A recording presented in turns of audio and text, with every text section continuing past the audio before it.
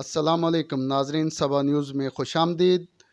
پاکستان کی دو بڑی سیاسی جماعتیں آمنے سامنے آ گئیں۔ P T I Pakistan Tehreek Insaf, Muslim league نون آمنے سامنے ٹائیگر فورس کے مقابلے میں شیر فورس تیار کرنے کا منصوبہ سامنے آ گیا۔ مریم نواز نے نوجوانوں کو تیار کرنے کے لیے نیا منصوبہ تیار کر لیا۔ کوئٹہ جلسے کے بعد کیا کیا اقدامات کریں گی، یہ ہم آپ کو اس ویڈیو میں بتائیں گے۔ پاکستان مسلم لیگ نون نے تحریک انصاف کی ٹائیگر فورس کا مقابلہ کرنے کے لیے شیر فورس تیار کرنے کا فیصلہ کیا ہے۔ مسلم لیگ نون کی نائب صدر مریم نواز نے شیر جوان فورس کے آئیڈیا کو عملی شکل دینے کی تیاریاں شروع کر دیں۔ مریم نواز نے پارٹی رہنماؤں، عہدیداروں اور نوجوان کارکنوں کے ساتھ رابطے بڑھانے کے لیے شیڈول تیار کر لیا۔ پی ڈی ایم کے کوئٹہ میں جلسے کے بعد شیر جوان فورس کی تشکیل کا عمل شروع کیا جائے گا۔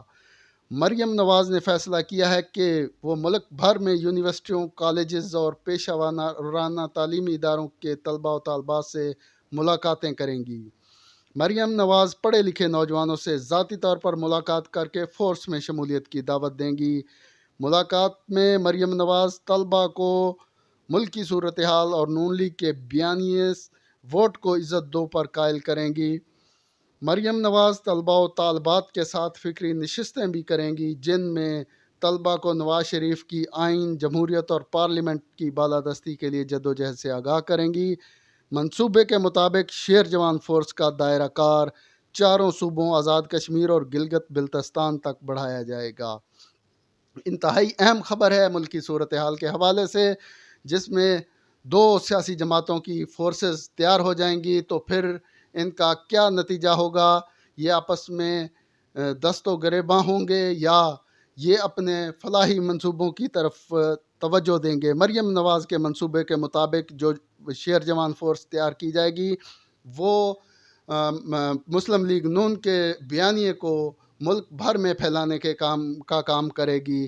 تاہم انتہائی نازک صورتحال ہے یہ ملک کے اندر کہ سیاسی جماعتیں اپنی اپنی فورسز تیار کر رہی ہیں۔ امید ہے کہ آپ کو یہ معلومات پسند آئی ہوں گی اور اس پر اپنی رائے ضرور دیجیے گا، اور ہمارا چینل ضرور سبسکرائب کیجیے گا۔ اللہ ہم سب کا حامی و ناصر۔